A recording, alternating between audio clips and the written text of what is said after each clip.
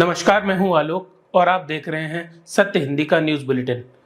नजर डालते हैं अब तक की खबरों पर। हरियाणा विधानसभा चुनाव के लिए आपके साथ गठबंधन की संभावना से इनकार करते हुए वरिष्ठ कांग्रेस नेता कुमारी शैलजा ने कहा है कि उनकी पार्टी राज्य में मजबूत है और अपने दम पर चुनाव लड़ेगी। दिल्ली में पीटीआई के मुख्यालय में पीटीआई संपादकों के साथ बातचीत में लोकसभा सांसद और पार्टी के प्रमुख दलित चेहरे शैलजा ने त्रिशंकु विधानसभा की संभावना को भी खारिज कर दिया है और दावा किया है कि कांग्रेस 90 सदस्यीय सदन में शानदार बहुमत हासिल करेगी। कुमारी शैलजा ने जननायक जनता पार्टी पर निशाना साधा है और कहा है कि उन्होंने हरियाणा में अपनी जमीन खो दी है क्योंकि वह टूट रही है और आगामी चुनावों में उसके पास कोई मौका नहीं है। शैलजा ने कहा, जेजेपी ने अपनी जमीन खो दी है। इस बार आपको जेजेपी के लिए ज्यादा टिकटार्थी नहीं मिलेंगे। पिछली बार भी जीतने वाले अधिकांश उम्मीदवार कांग्रेस से थे। अब ये पहले से ही टूट रहा है। उनके अधिकांश विधायक पहले ही उन्हें छोड़ चुके हैं। एआईसीसी महासचिव और हरियाणा कांग्रेस की पूर्व प्रमुख ने कहा, मुझे इस चुनाव में जेजेपी के लिए ज्यादा संभावना नहीं दिख रही है। हरियाणा में विधानसभा चुनाव के शंखनाद के साथ ही नेताओं के दल बदलने का सिलसिला जारी है। इसी बीच पूर्व बीजेपी नेता महेश दायमा ने कांग्रेस का दामन थाम लिया है। महेश दायमा दिल्ली में हरियाणा के पूर्व मुख्यमंत्री और कांग्रेस नेता भूपेंद्र सिंह हुड्डा की मौजूदगी में कांग्रेस में शामिल हुए। कांग्रेस में शामिल होने के बाद महेश दायमा ने अपनी प्रतिक्रिया भी दी है। उन्होंने कहा, कांग्रेस सिद्धांतों की पार्टी है। जिस तरह से भूपेंद्र सिंह हुड्डा का जो 10 साल का कार्यकाल रहा है, उसमें उन्होंने गुरुग्राम के साथ पूरे हरियाणा प्रदेश की बेहतरी के लिए काम किया है।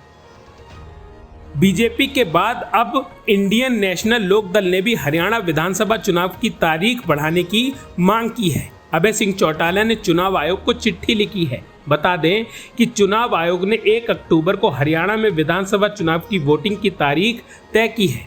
नतीजे 4 अक्टूबर को घोषित किए जाने हैं। उन्होंने लिखा, आमतौर पर लोग लंबे वीकेंड पर छुट्टियों पर जाते हैं, इसलिए निश्चित तौर पर इसका वोटिंग प्रतिशत पर प्रभाव पड़ेगा और मतदान प्रतिशत में 15 से 20% की कमी होने की संभावना है। आपसे अनुरोध है कि कृपया मतदान की तारीख दिन को 1 सप्ताह या उससे अधिक बढ़ा दें। मध्य प्रदेश के छतरपुर में बुलडोजर एक्शन पर सियासत गर्मा गई है। इसको लेकर बीजेपी शासित राज्यों में अपराधियों के घर पर बुलडोजर चलाने की कार्रवाई को लेकर कांग्रेस ने बीजेपी पर हमला बोला है। कांग्रेस नेता प्रियंका गांधी वाड्रा ने शनिवार को कहा कि बुलडोजर न्याय पूरी तरह अस्वीकार्य है, यह बंद होना चाहिए। उन्होंने कहा, आरोप लगाते ही अभियुक्ति के परिवार को सजा देना, उसके सिर से छत छीन लेना, कानून का पालन न करना, अदालत की अवहेलना करना और आरोप लगते ही घर ढा देना, ये न्याय नहीं है। देश में वक्फ विधेयक 2024 को लेकर लगातार सियासत जारी है। इसी बीच आम आदमी पार्टी के नेता और राज्यसभा सांसद ने इसे लेकर एक बार फिर से बीजेपी पर हमला बोला है। उन्होंने केंद्र और बीजेपी पर आरोप लगाते हुए इसे फूट डालो और राज करो बिल करार दिया है। आप सांसद संजय सिंह ने मीडिया से बातचीत में कहा, बीजेपी पूरे देश में भ्रम फैला रही है। वक्फ बोर्ड के बारे में 2 या 3 झूठे दावे किए जा रहे हैं और जिनका कोई आधार नहीं है। उन्होंने कहा कि वे महिला सदस्यों को शामिल करेंगे, लेकिन महिलाएं शुरू से ही वक्फ बोर्ड का हिस्सा रही हैं। बिहार के मुख्यमंत्री नीतीश कुमार की जनता दल यूनाइटेड मोदी सरकार के वक्फ विधेयक के खिलाफ खुलकर सामने आ गई है। इससे पहले चिराग पासवान की लोक जनशक्ति पार्टी और आंध्र प्रदेश की सत्तारूढ़ तेलुगु देशम पार्टी ने भी वक्फ बिल को लेकर तमाम सवाल उठा दिए थे। एनडीटीवी की रिपोर्ट के मुताबिक जेडीयू मुस्लिम समुदाय के हितों की बेहतर सुरक्षा के लिए प्रस्तावित कानून में बदलाव पर जोर दे रही है। जेडीयू का कहना है कि मुस्लिम समुदाय की ही सलाह पर विधेयक में बदलाव होना चाहिए। झारखंड में नई पार्टी का ऐलान कर चुके पूर्व सीएम चंपई सोरेन ने झारखंड मुक्ति मोर्चा को लेकर बड़ा बयान दिया है। उन्होंने कहा कि वो झारखंड मुक्ति मोर्चा के किसी नेता को नहीं तोड़ेंगे, लेकिन अगर कोई नेता चाहे तो उनके साथ आ सकता है। अपने गढ़ सरायकेला में कार्यकर्ताओं को संबोधित करते हुए चंपई सोरेन ने बात कही है। चंपई सोरेन ने कहा, मैं झारखंड मुक्ति मोर्चा के किसी नेता को तोड़ने का काम नहीं करूंगा। वह चाहे तो अपनी मर्जी से हमारे साथ आ सकते हैं। बॉम्बे हाईकोर्ट के आदेश के बाद महाविकास अघाड़ी द्वारा महाराष्ट्र बंद आह्वान वापस लेने के बाद गठबंधन नेता एनसीपी प्रमुख शरद पवार ने शनिवार को बदलापुर यौन शोषण मामले में और लड़कियों के खिलाफ बढ़ते अपराध के खिलाफ पुणे में मौन विरोध प्रदर्शन में भाग लिया।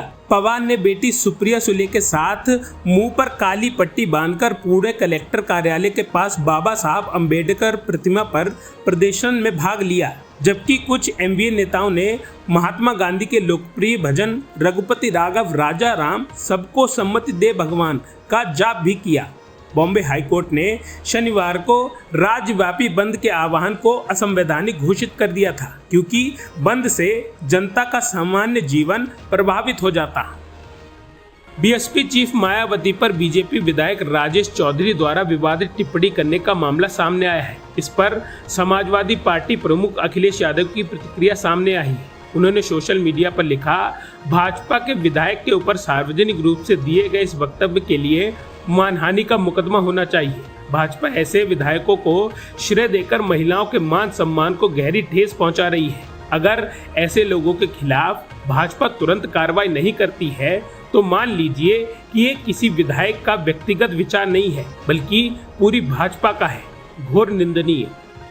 पीएम मोदी से मुलाकात के बाद यूक्रेन के राष्ट्रपति वोलोदिमीर जेलेंस्की ने शुक्रवार को कहा कि अगर भारत समेत दुनिया के दूसरे देश रूस के रिहायशी दामों पर तेल खरीदना बंद कर दें तो पुतिन के सामने बड़ी चुनौतियां उत्पन्न हो जाएंगी। उन्होंने कहा, पुतिन को अर्थव्यवस्था के बर्बाद होने का डर है। उनके पास तेल के अलावा कुछ नहीं है। उनकी मुख्य मुद्रा तेल ही है और उसी को लेकर उन्हें घमंड है। जेलेंस्की ने कहा कि उनके पास एक तरह की ऊर्जा आधिकारिक अर्थव्यवस्था है और वे उसी का निर्यात करते हैं। उन्होंने कहा कि अगर भारत समेत दुनिया के दूसरे देश रूस से रिहायशी दामों पर तेल खरीदना बंद कर दें तो उसके सामने कड़ी चुनौतियां उत्पन्न हो जाएंगी। जेलेंस्की ने यूक्रेन रूस के बीच चल रहे युद्ध को खत्म करने के लिए भारत की भूमिका को लेकर बड़ा बयान दिया है। जेलेंस्की ने कहा कि भारत बड़ा देश है जो पुतिन को रोक सकता है। उन्होंने कीव में एएनआई से बात करते हुए कहा कि भारत अपनी भूमिका निभाएगा। मुझे लगता है कि भारत ने यह पहचानना शुरू कर दिया है कि एक सिर्फ युद्ध नहीं है, ये एक व्यक्ति पुतिन का एक पूरे देश यूक्रेन के खिलाफ युद्ध है। आप एक बड़े देश हैं, आपका प्रभाव बहुत बड़ा है और आप पुतिन को रोक सकते हैं और उनकी अर्थव्यवस्था को रोक सकते हैं और उन्हें वास्तव में उनकी जगह पर ला सकते हैं। सोपोर के राफियाबाद में सुरक्षा बलों के साथ एनकाउंटर में एक और आतंकी मारा गया। सोपोर पुलिस और 32 राष्ट्रीय राइफल के संयुक्त ऑपरेशन में इस कार्रवाई को अंजाम दिया गया है। सुरक्षा बलों ने पूरे इलाके को घेर कर सर्च ऑपरेशन चलाया है। बताया जा रहा है कि इलाके में अभी और आतंकी हो सकते हैं। जम्मू कश्मीर में बीते कुछ दिनों से पुलिस के साथ मिलकर सेना आतंकवादियों का पता लगाने और उन्हें मार गिराने के लिए तलाशी अभियान चला रही है। अब तक की खबरों में बस इतना ही। आगे की खबरों के लिए बने रहिए सत्यहिंदी.com पर।